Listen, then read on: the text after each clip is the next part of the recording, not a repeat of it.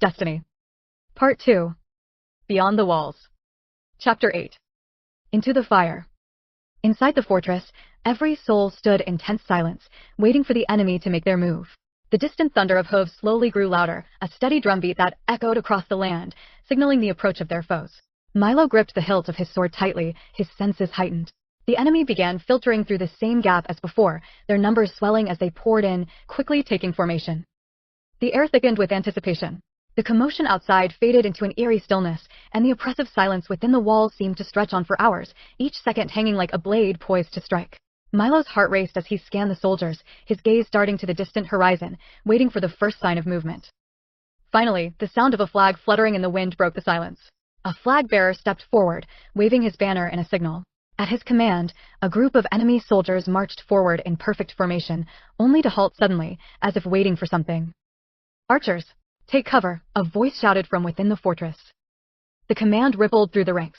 Mylo quickly found cover behind a stone pillar, pulling his shield from his back and bracing himself for what was to come. The tension was suffocating. He could feel the weight of the moment pressing on him, every second stretching longer than the last. A voice rang out from the enemy lines, a single word that echoed across the battlefield: fire. A cloud of arrows soared into the sky, darkening the air as they cascaded over the walls like a deadly rain. Mylo could hear the cries of soldiers as the first volley struck home, the sharp whistle of arrows followed by the sickening thud of impact.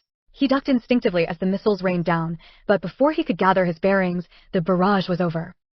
Ashtorn's archers retaliated. Positioned high on the walls and platforms, they had the advantage of superior ground.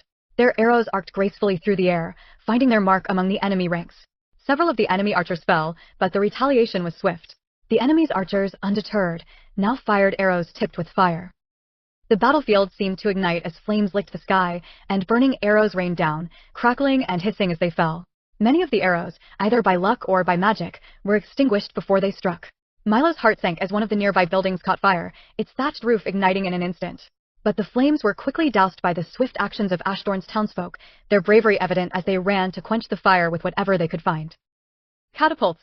Aidan's commanding voice cut through the chaos. The sound of wooden gears creaking and the heavy groan of coiling ropes filled the air. With a sharp cry, the catapults were released, sending rocks and barrels of hot oil hurtling toward the enemy lines. The impact was deafening, a loud whoosh, followed by the sickening sound of stone meeting flesh.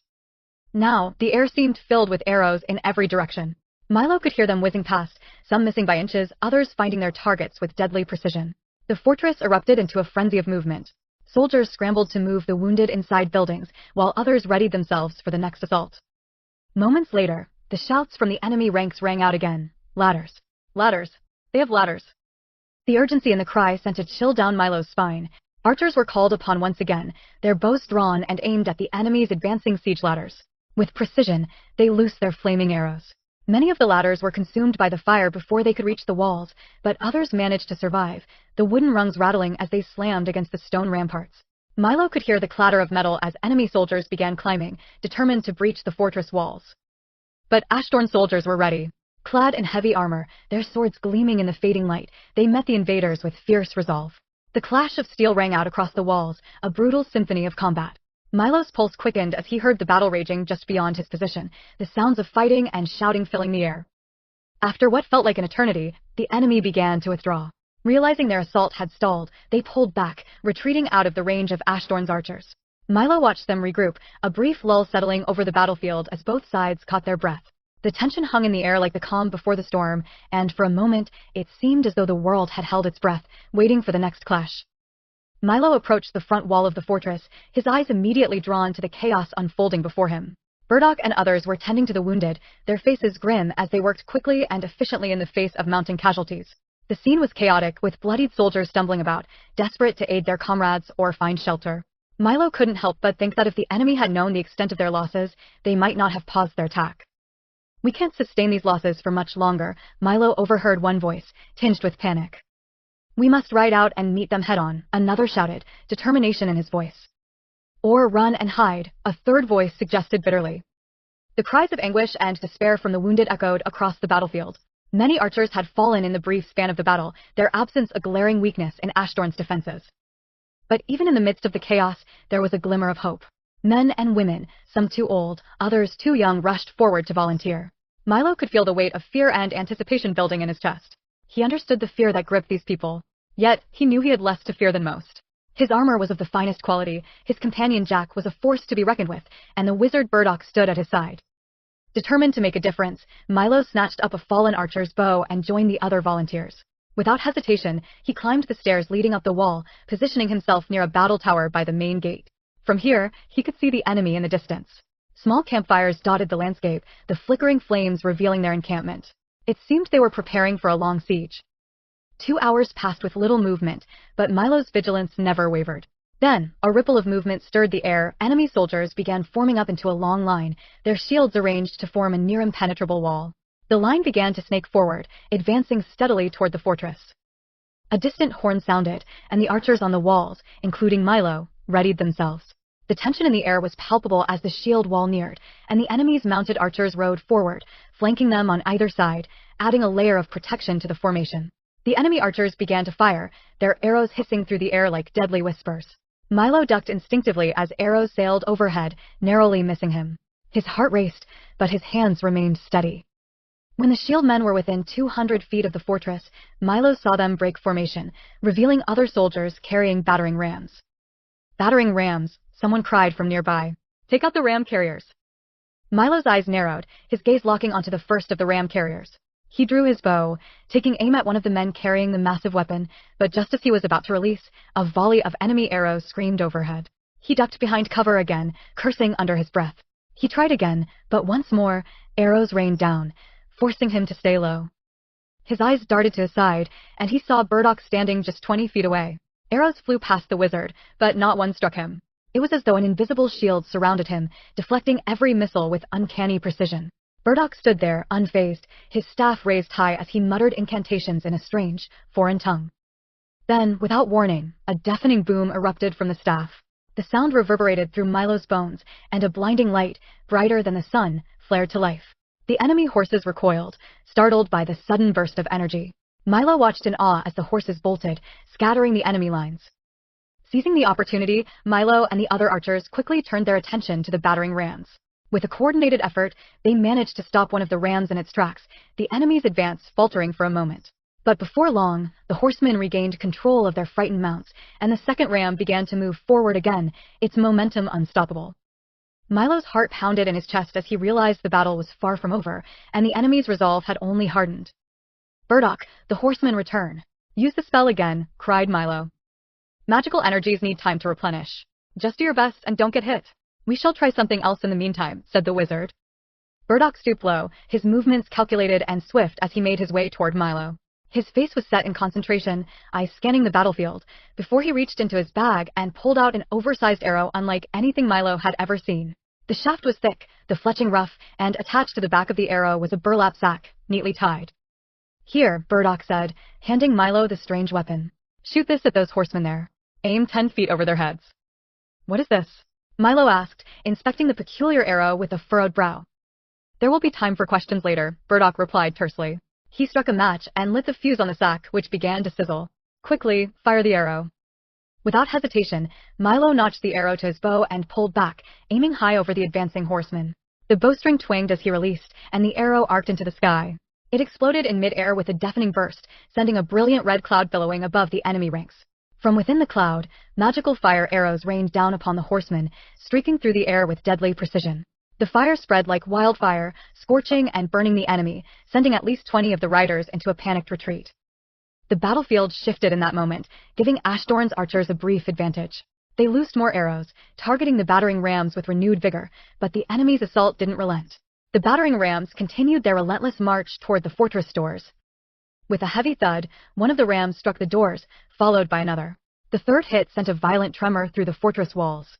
The doors groaned, splintered, but they held firm, barely. The door is cracked, shouted Adain from the wall. Get men inside to reinforce it. But Mylo's attention was already drawn to the horizon. Off in the distance, two massive wheeled objects were rolling forward, their great wooden frames creaking under the weight of enormous arms. They were catapults, each large enough to hurl rocks the size of boulders with deadly accuracy. Is this what the enemy had been waiting for? Mylo thought, his mind racing. Burdoc, too, had seen the catapults and his face hardened with focus. He began to chant, his words flowing in a deep, rhythmic cadence. But before he could complete the incantation, a sharp, invisible force struck him square in the chest. Burdoc's eyes widened in shock as he was thrown backward, tumbling down the fortress steps and crashing heavily onto the stone floor. Burdoc! Burdoc, are you alright? Mylo shouted from atop of the wall. The wizard groaned, but slowly sat up, wincing as he checked for injuries. He took a deep breath, clearly shaken but otherwise unharmed. Yes, I think so, he muttered, though his voice was strained. Mylo scanned the battlefield in search of any clue as to what had caused the attack. His gaze fell on a cloaked figure standing just outside the walls, near the edge of the battlefield. The figure was holding a staff, just like Burdoc. A wizard. With sudden urgency, Mylo grabbed an arrow and pulled it back, aiming straight for the cloaked figure. But before the arrow could fly, the wizard raised his hand, and the projectile veered off course, as though some invisible force had batted it aside. Be careful, Mylo, Burdoc called out, his voice urgent. The cloaked wizard's eyes narrowed, and with a venomous hiss, he spoke in a slow, chilling tone. I know you. Before Mylo could react, the wizard made a swift motion with his staff. Mylo's bow was wrenched from his hands, the weapon clattering to the ground several feet away. Burdoc, who had been down but not out, pushed himself up and staggered back onto the stairs. He strode onto the platform with determination, his eyes fixed on the enemy wizard below. Satan, he bellowed, his voice filled with raw power. The air crackled with the scent of an oncoming storm as Burdoc's command sent a surge of energy. The wizard's staff jerked violently, nearly slipping from his grip, but he managed to hold it steady. In a flash, the enemy wizard turned his staff toward Burdoc, and a ball of fire rocketed through the air. Without hesitation, Burdoc raised his own staff, summoning a whitish-blue burst of energy that collided with the fireball in midair. The resulting explosion sent a dazzling shockwave through the air, lighting up the battlefield in a blinding flash. You'll have to do better than that, Silthar the Black, Burdoc taunted, his voice filled with defiance. He swirled his staff and shouted, Force! Vinna! A swirling vortex of purple and black erupted around the enemy wizard, engulfing him entirely. The cloud vanished just as quickly as it had appeared, leaving only a dark plume of smoke hanging in the air.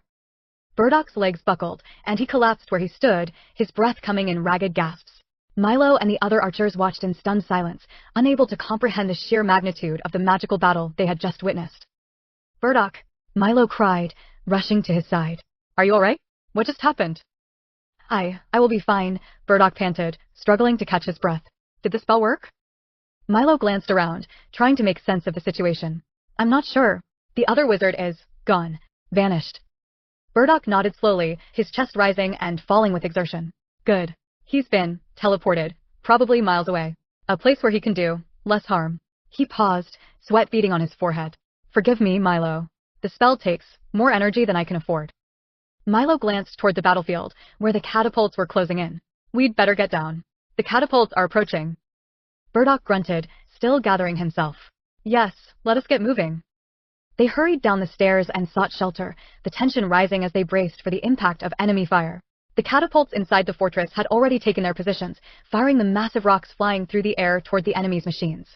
Miraculously, one of the enemy catapults was struck, catching fire and disabling it, though the victory was short-lived. The surviving catapult fired a single massive shot, striking the wall to the right of the fortress gate with a thunderous crack. The impact shook the walls, and the already weakened gate groaned under the pressure. The archers stationed above the gate were thrown from their positions by the shockwave, several of them injured.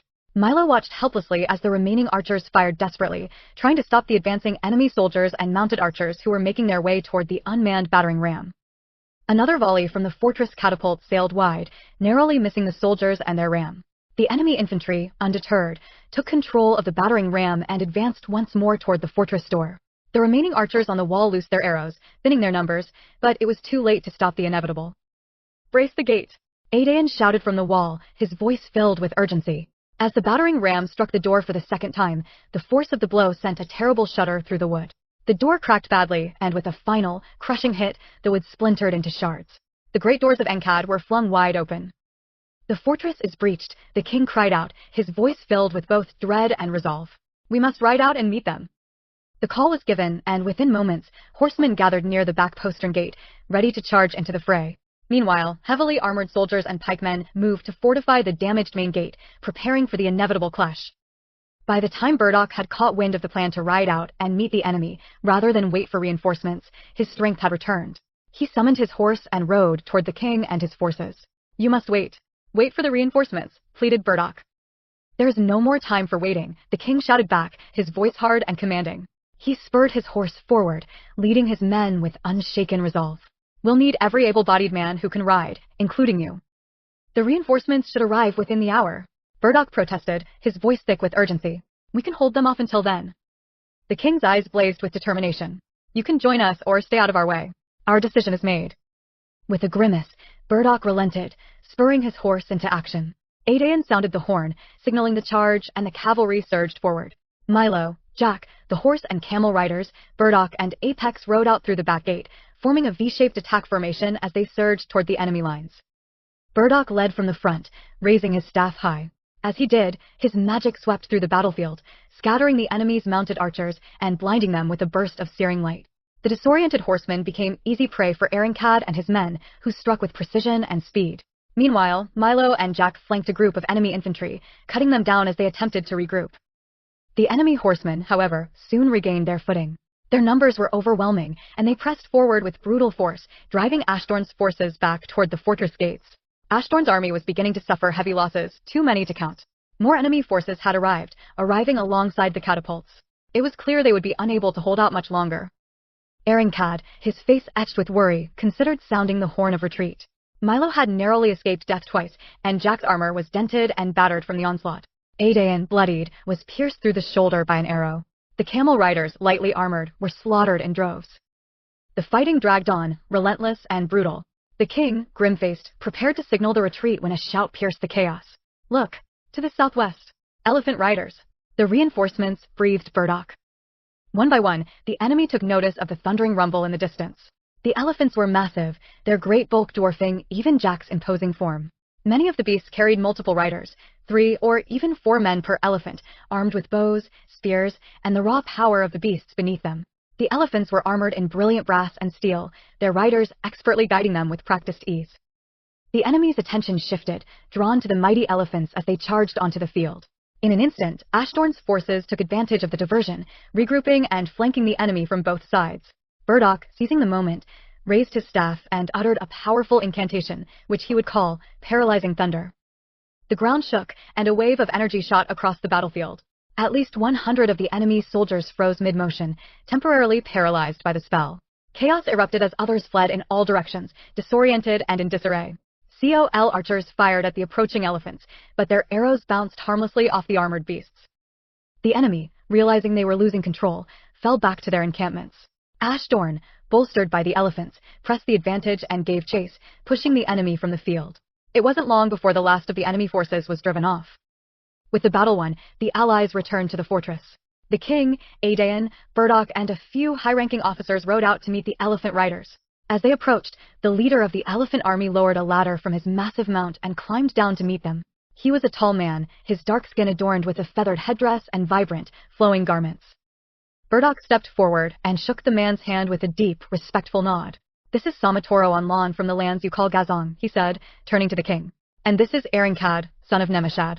His father died not long ago, and now the throne belongs to Erringcad. And here we have Adain, son of Fendrian, captain of this army." "We owe you our deepest thanks," the king said, his voice filled with gratitude. "You have saved countless lives today.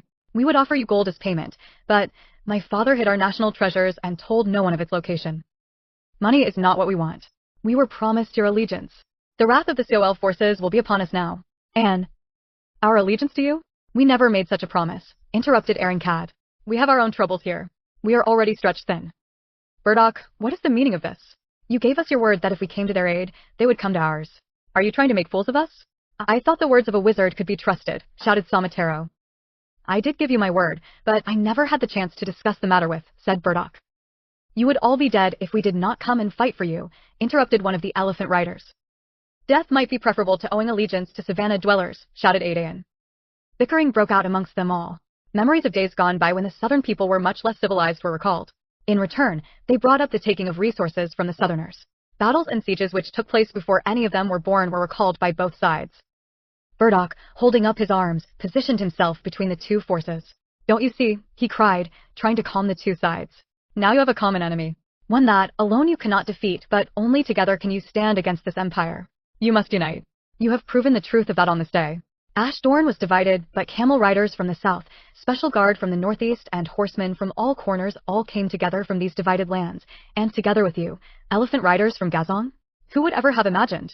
Together, driving back the forces of the COL. What a step you have all taken. Don't make it all for nothing. Become and remain allies, or one by one they will crush and conquer every country that stands in their way. Many were in awe of the powerful, heartfelt speech of the wizard. The leaders looked around at each other and began to talk amongst themselves. They all began to realize the truth of his words. Erincad was the first to speak up. The wizard is right. We all saw this day coming but did little to stop it, but now we must. We must stand together. And we will. He turned to the leader of the elephant riders. We sincerely thank you for your help, and you have our allegiance. If you need us, we will find a way and we will be there.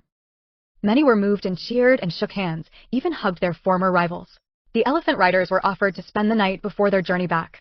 Jack led their elephants to the nearby fields where they could graze and recover their strength.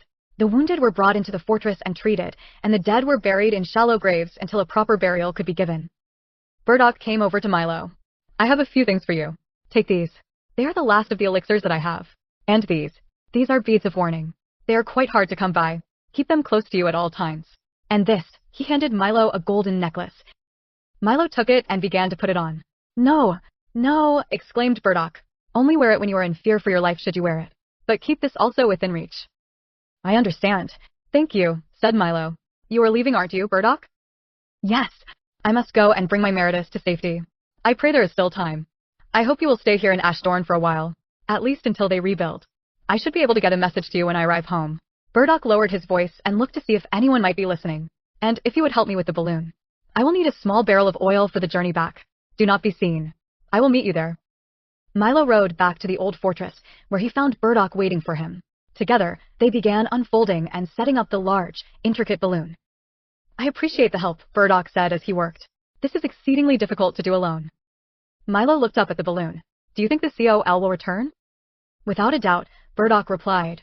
I imagine they're furious with Ashdown right now, but we've bought them some time. How much, I can't say. An hour later, the balloon was ready, and Burdoc lit the furnace beneath it. The flames flickered to life, and the balloon began to slowly rise. You'll hear from me soon.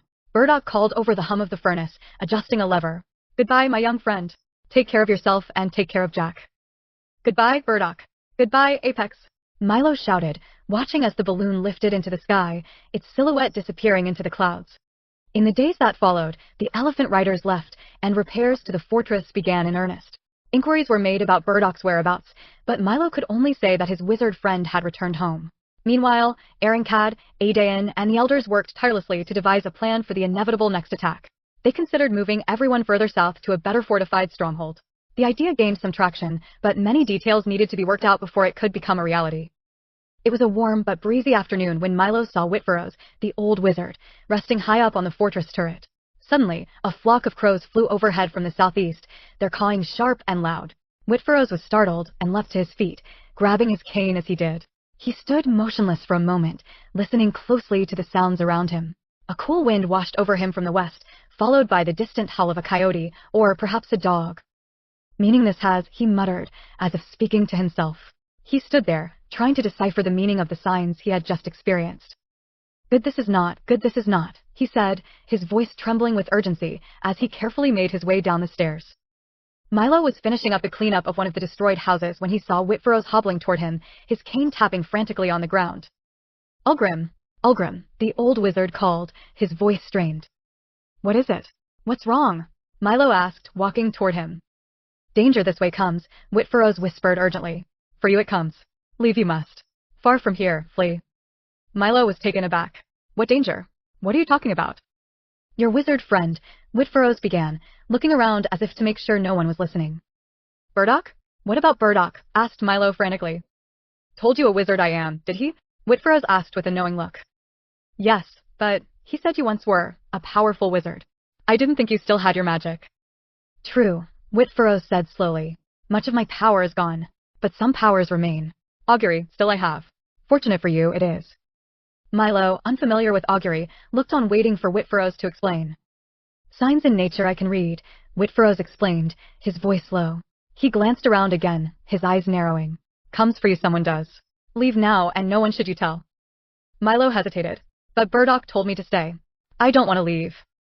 Then death do you want? Whitfurrows asked, his voice gravely serious. Kill you they will. Mylo's heart raced. Who? Who wants to kill me? Why? Evil people, the old wizard whispered.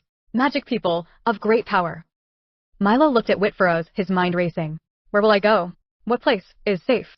To the river you should go, Whitfurrows said. Safe it will be. Then north. New possibilities, I sense. Hope, yes, hope. This you have. Whitfurrows pulled a vial of clear liquid from his robe and handed it to Mylo. Take this, he said. Protect you, it may. Mylo raised an eyebrow. But I'm not thirsty, he said, attempting to lighten the moment with a joke. Shaman's water it is, Whitfurrows stated firmly. Buy one, it is blessed. In extreme danger use it you must. Now, as quickly as possible, away with you. He hobbled away, humming and tapping his cane in front of him, seemingly unbothered by the urgency of the moment. Mylo stood there, holding the vial in his hand, feeling a deep sense of unease settle in his chest. What just happened? Mylo thought to himself. He stood there for minutes in shock. Should I do as he says? Should I tell someone, Adain, or maybe one of the elders? He thought.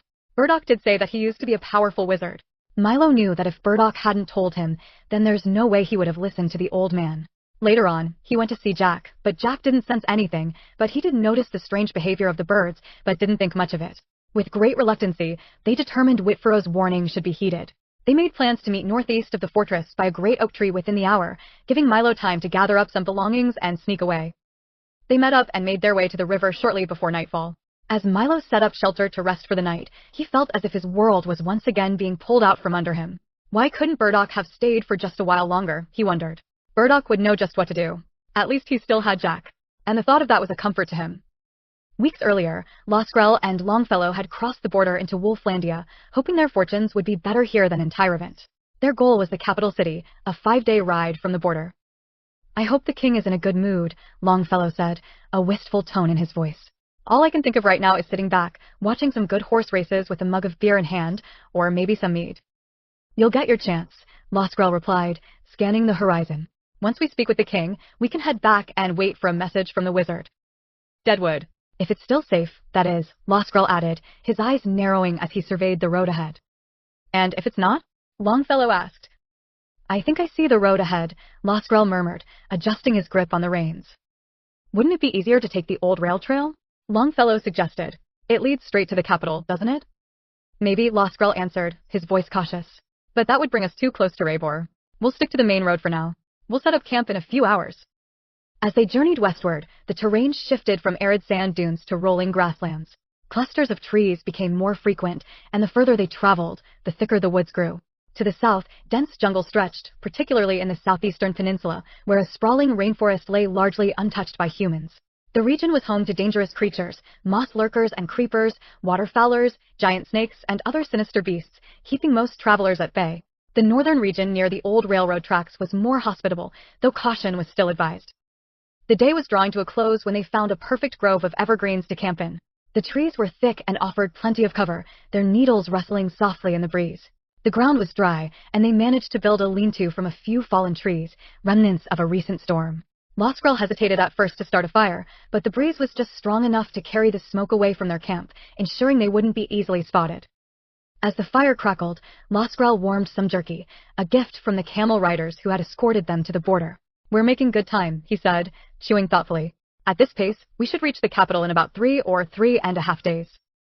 Longfellow eyed the jerky skeptically. You think it's camel? Losgrel burst out laughing, nearly spitting out his food. He quickly composed himself, shaking his head.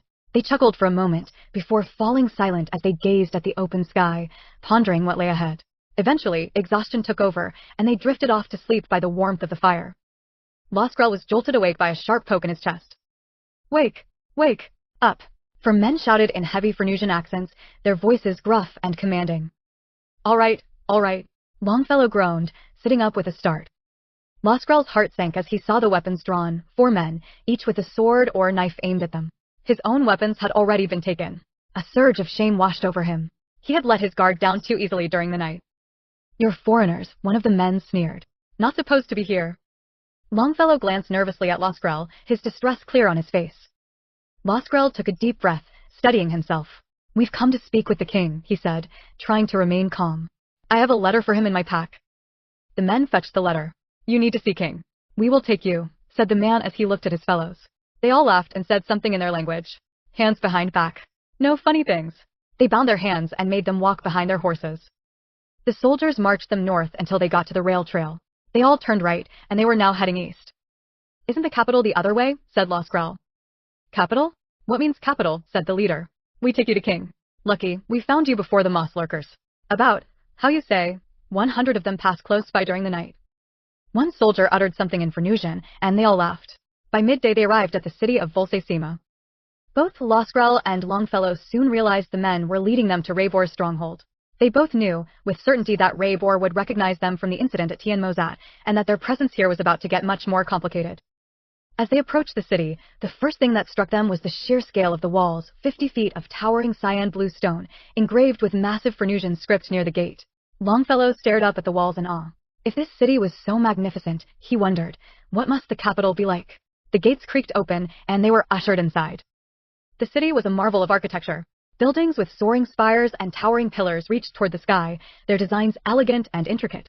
Statues of past kings, heroes, and other revered figures from the nation's history lined the streets, their stone eyes forever watching over the city. Longfellow marveled at the sights, his earlier anxiety momentarily forgotten, until they were led to a particularly grand building. Here, they were made to sit and wait, their nerves beginning to fray under the pressure. They were positioned facing away from the entrance, unable to see who might be entering or leaving. An hour passed, and the heavy door finally creaked open. Footsteps echoed in the hall, growing louder. A voice spoke, one that Losgrel and Longfellow both recognized from their earlier encounter. It was Raybor, the king's son. Though he was fluent in the common tongue, Raybor never spoke it since the incident. His pride and anger seemed to keep him from doing so. The prince entered, flanked by his translator. The prince wants to know where the one called Mylo is, the translator said, his voice cold and detached. If you cooperate, he may let you go. Losgrel exchanged a quick glance with Longfellow. We don't know, he replied, keeping his voice steady, though his stomach churned. Raybor's eyes darkened. He spoke sharply to the translator, his voice rising. The prince grows impatient. It would be wise to tell him what he wants to know. Losgrel's jaw clenched. Where's the king? We've come to ask for his allegiance. Raybor laughed, a cruel sound that echoed through the room. The prince says that even if the king were here, he would not give his allegiance to rabble-rousers or fools. Once again, where's Mylo? Losgrel's voice remained calm, though inside he was scrambling for a way to avoid escalating the situation. Mylo is no longer part of this mission. He was dismissed and could be anywhere by now. The prince didn't respond immediately. Instead, he spoke to the translator again, his voice laced with venom. The prince says he knows where Mylo is not, and we will find him, with or without your help. The translator's eyes flashed. He turned to the guards, issuing orders in a low voice. Take them to the dungeon. The dungeon they were led to was nothing like the one in Tyrevant. This was a filthy, dark pit. Rats scurried in the shadows, the air rank with decay. Their captors shoved them into separate cells, the iron bars clanging shut behind them with an ominous finality. Losgrel slumped against the cold stone wall of his cell, his mind swirling. The hopelessness of the situation pressed in on him. He had no idea how long they would be held here, or if they would ever leave. He glanced through the bars toward the black void beyond, wondering if Mylo had made it to River's edge as planned. If he told them where Mylo was supposed to be, would they let him go? Or would it only make things worse? The silence of the dungeon was oppressive, the only sound the occasional squeak of rats and the distant clink of metal. Time seemed to stretch on without end. The uncertainty gnawed at him, but worse still was the fear. Fear that no one would ever come for them. Fear that, despite everything, they might die here, forgotten in this wretched, suffocating place.